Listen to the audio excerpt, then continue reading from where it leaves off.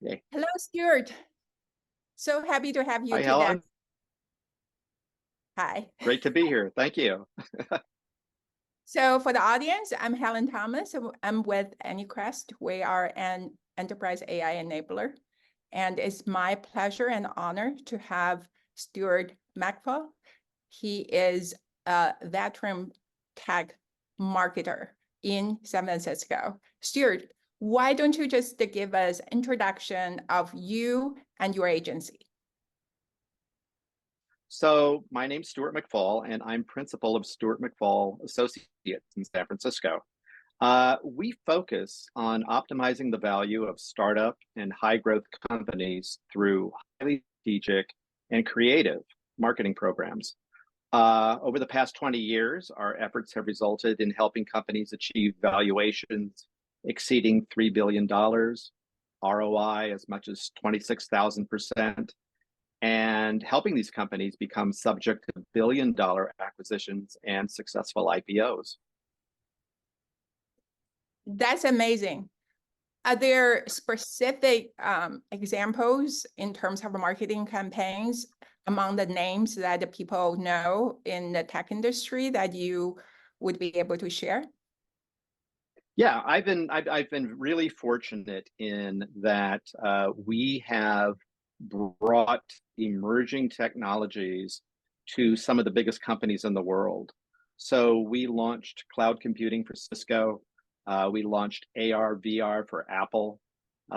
We brought artificial intelligence to Amazon. Actually, Alexa's Brain is a former client of ours. Mm-hmm. So I'm sorry, go ahead.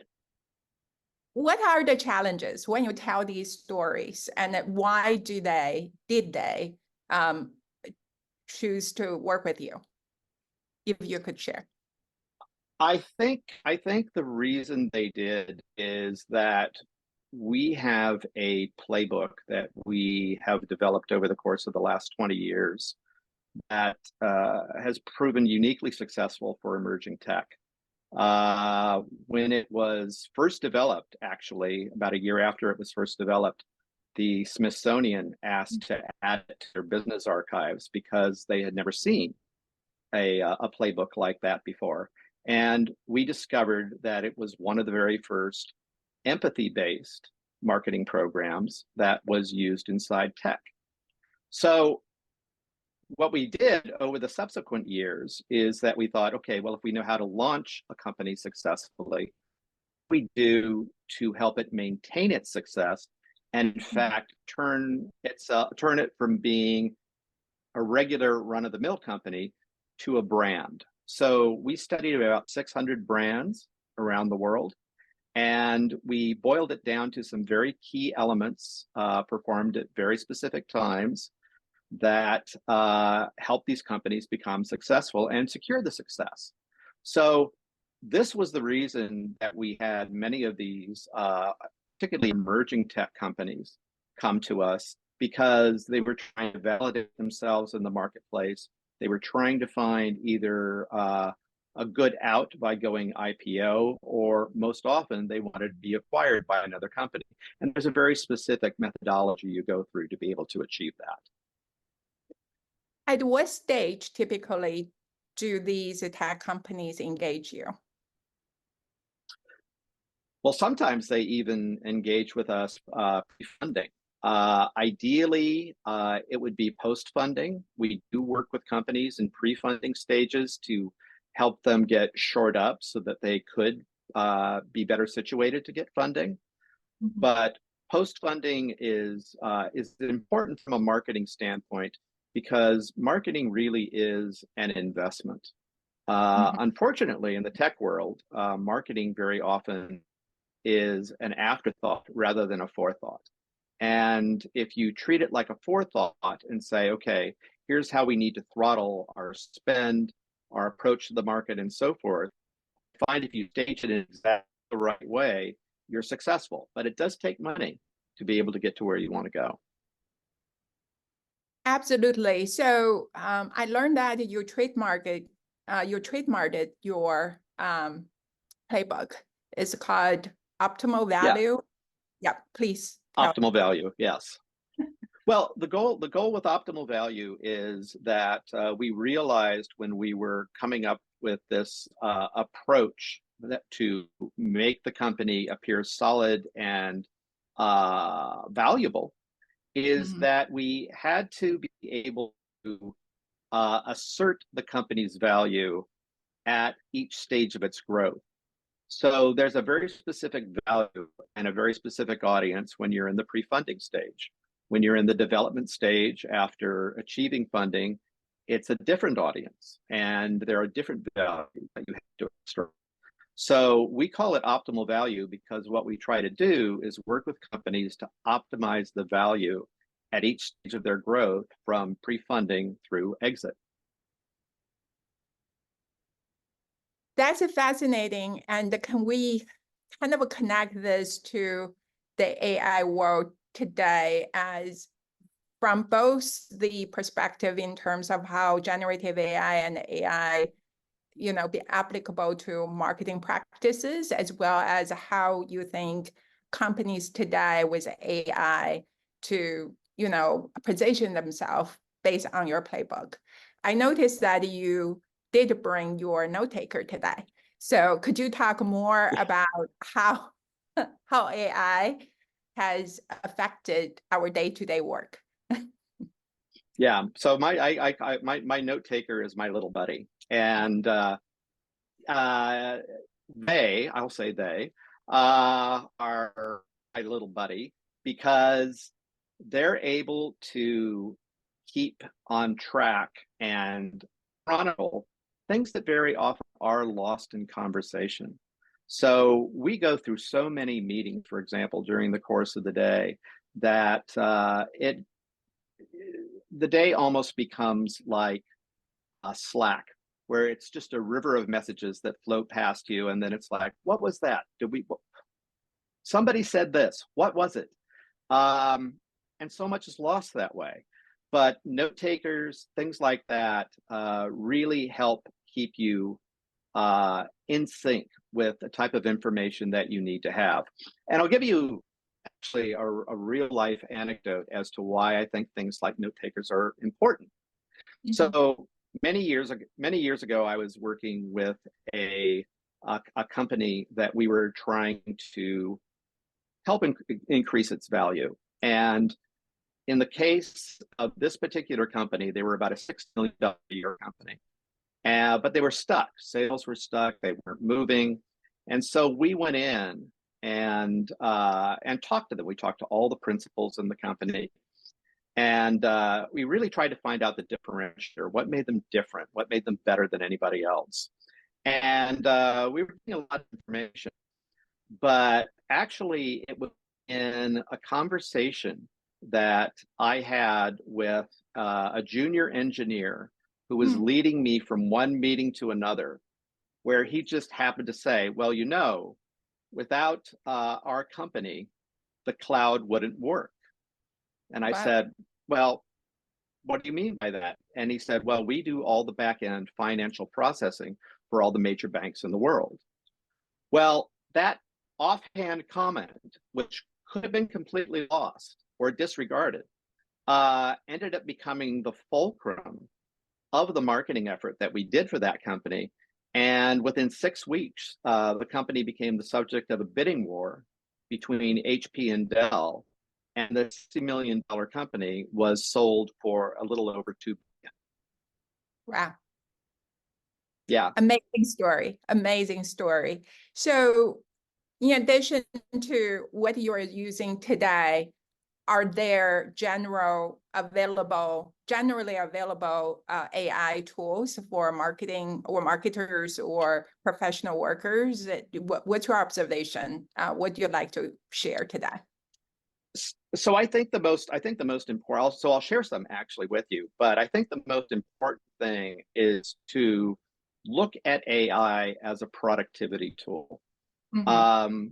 Approach it from that standpoint first. I mean, don't expect it. Don't think it's going to, don't think it's going to allow you to eliminate your marketing department. Look at it and say, what can we use here to make us more productive? And I really want to preface before I show you some of the tools with this, Sure. because I think it's important for people to note. AI is no different a tool right now than, say, a blender or a mixing machine for a baker. All it does is add efficiency. It allows you to use time most expeditiously. It allows you to get to the conclusion more quickly. But it didn't really take away jobs. It really kind of added jobs when these tools came into effect. It allowed things to scale in a different way. And AI will do exactly the same thing for business. Now, the thing to be careful of, I believe, related to AI is, let's use another analogy. AI is like a hammer. It's very, very powerful. And a hammer can be used to build things. A hammer can also used to break things. Right. And if you look at it, it isn't the hammer itself that's the problem. It's who's wielding the hammer. So if we were going to do anything or have any concerns about AI, the concerns really should be around what are the guardrails, what are the safeguards that we're putting around AI, and how people are able to utilize it. That's where we really should be putting the force of our attention. I think the US, quite honestly, is behind in doing this. Lately, Europe has been very, very proactive in this, and I think they're very smart in doing so. They're setting a good model for us to utilize in the future.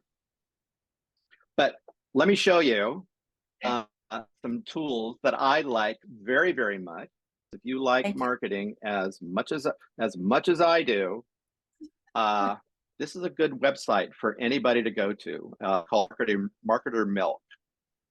And what they've done actually just about a week or so ago is that article called the 22 best AI marketing tools using to get ahead in 2024. So if you scroll down through this article, you can see the list of the marketing tools there, many of them. Now, what's ironic here, and I can't scroll to get all of them in here, unfortunately, what's ironic here is that if somebody had asked me for each one of these areas, what do I think is the state of the art in AI? These are the tools I would have named. They did they just rock this. There are many, many, many other great tools out there. Also some great organizations. So I would look at Marketer Milk. I would look at superhuman.ai. That's another great website. Right. I would also take a look at the AI user group in San Francisco, because they tend to focus on a lot of tools that are focused for marketers. And they actually are doing events, I think almost on a bi-weekly basis now, where they're demonstrating 2 or 3 new AI technologies at every session. And they're not only just live sessions, they're also streamed on LinkedIn as well. So I think that's another thing that people really should turn to, because, it's a way to stay educated, because that's the key. This is so fast moving that what is number 1 in May will be number 3 in June, because something will have come along to supersede it. 2 questions regarding this list, and take our time to go through. So do you foresee that in the future, almost all professional tools would have some element of AI? Second question, as we are moving into this fast changing AI evolution, what do you think about organizational policies in terms of how these tools get integrated for data security, privacy, if there's any concern on that?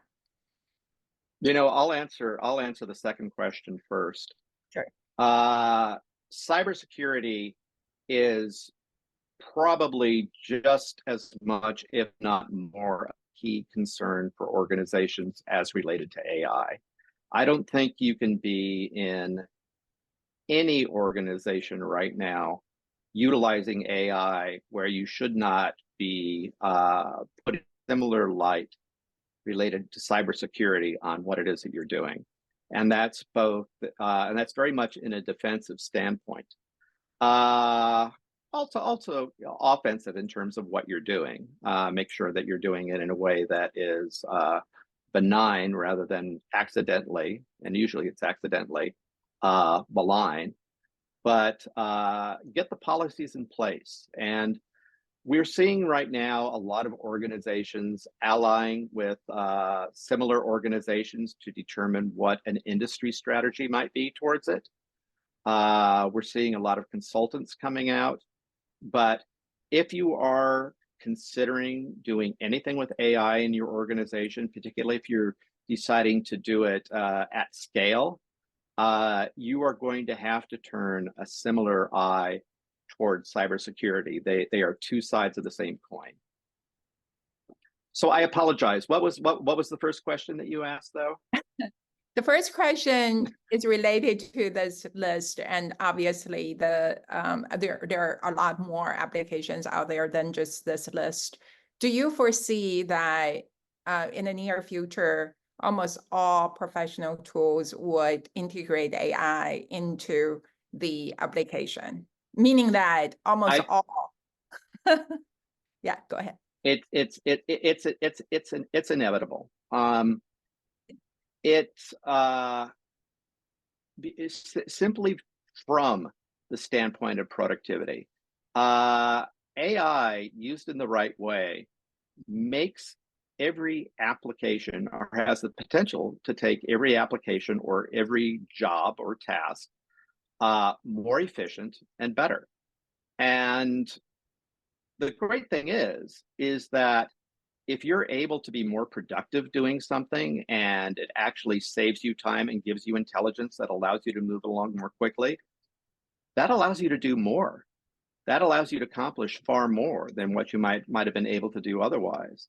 So imagine looking and saying, well, AI used in the right way will allow me to do 2 years worth of work in a year. Let's just say that. Well, that's tremendous. That allows us to hit goals more quickly.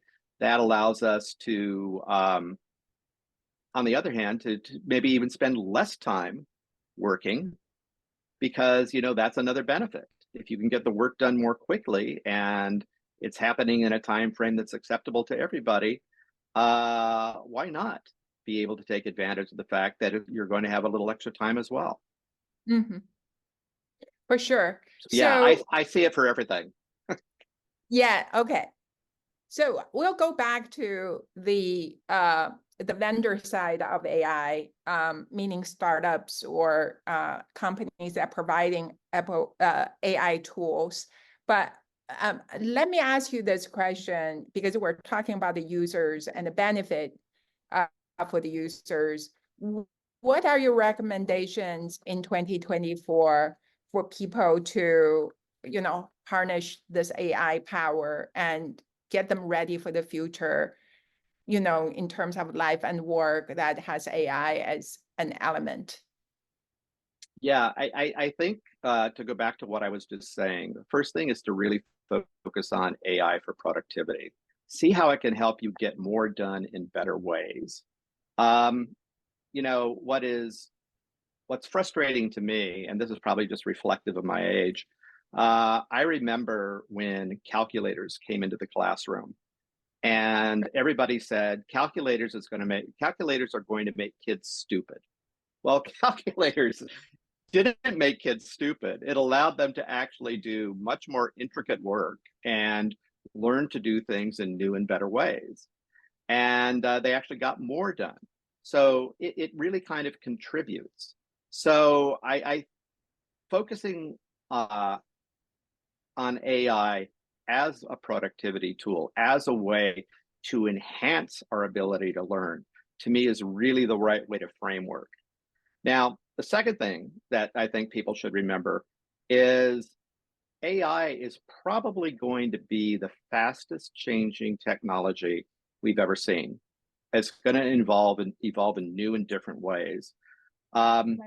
Just if you conflate the speed of how the technology itself is evolving with the speed of quantum computing, all these various layers are evolving so quickly and resulting in almost in a whole that's greater than the sum of the parts.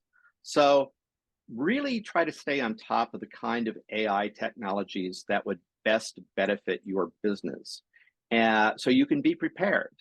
I do think AI, at least in the very near term, is going to become a point competition between companies. Whoever is using AI most effectively will probably have a more efficient workforce, probably lower costs for clients, and probably end up being vastly more productive than what their competitors are.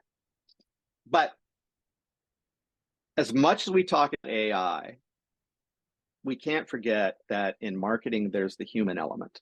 And what we have done, in my opinion, mistakenly over the course of the last several years, is that we focus very, very heavily on technology in marketing. And it's led to very different kinds of relationships with customers. Digital marketing, poorly enacted, has led to transactional relationships. Mm-hmm. So we had customers who used to have very committed relationships with brands, and they have evolved to the customers considering them to be very transactional, which means that the value seen attributed to the transaction that they have had with you. And there's no loyalty, there's no relationship at all beyond that. Similarly, social media, unfortunately, whereas it had the opportunity to connect, has actually led in many cases to a sense of inauthenticity. Can never say that word. And we're seeing a lashback against that. So particularly with Gen Z is really rebelling against companies that are not authentic. And this is now extending to looking at influencers on social media, so on and so forth. Gen Z is creating an opportunity to rehumanize the relationship between brands and their customers and employees also, who are also part of the mix. So it's their demand for things to be real is the demand that should have been made all along. But now, because there's such a large group and the trends always skew towards the younger, they kind of have the control for this. So you're going to see a real change in terms of how companies are using the human element in their marketing to connect in a really genuine way. Now, at the same time, you can ask, well, where does AI do this? Well, AI plays in ways of being able, for example, being able to strike a genuine relationship with someone means that you kind of have to know a little bit something about them. You have to know what they're really motivated by, what's important for them. Well, AI has the opportunity to make that process simpler, to find out what resonates well with people. A good example of an AI technology is Crystal Knows, which is an app that actually looks at your emails and assesses the email profile of someone. I think it's related to their LinkedIn profile, and determines the best way for you to communicate with that individual. And it gives advice on how you can do that. Well, that kind of insight just allows you to connect with them in a way that will be optimal for both of you to make a real connection. So AI has the power to really kind of jumpstart a lot of aspects of marketing to create that genuine relationship that everybody wants. Very well put. There's a lot in there. So may I just use an example such as a chatbot, as ChatGPT came out, took over the world, hundreds of millions of people using that interactive medium. How do you see the chatbot evolve for brands in terms of a real engagement? Is there hope there for people actually would get more engaged with such a technology backed by contextual data, make it more personalized? Or you think that's kind of a lost cause for brands because people kind of resent such a touch without a human communicating with them? What's your view on that?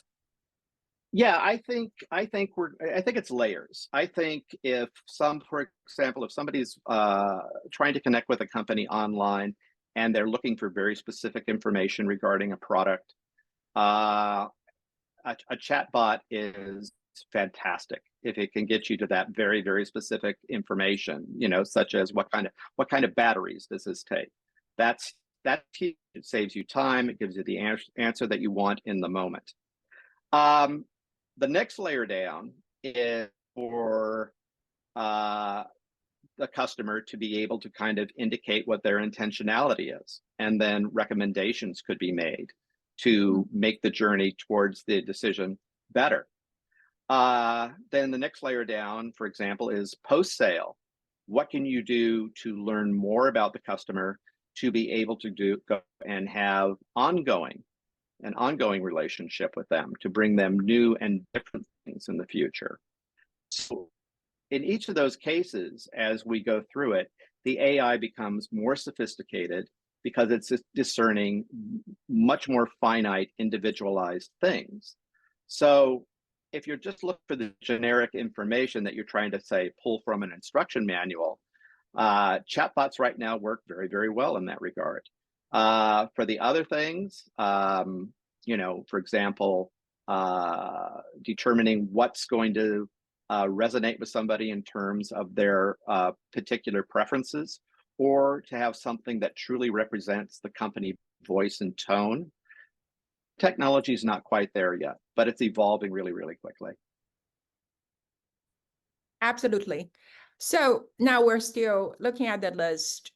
How do you see the competitive landscape among these vertical app, developers versus, giants like Microsoft Copilot, Adobe?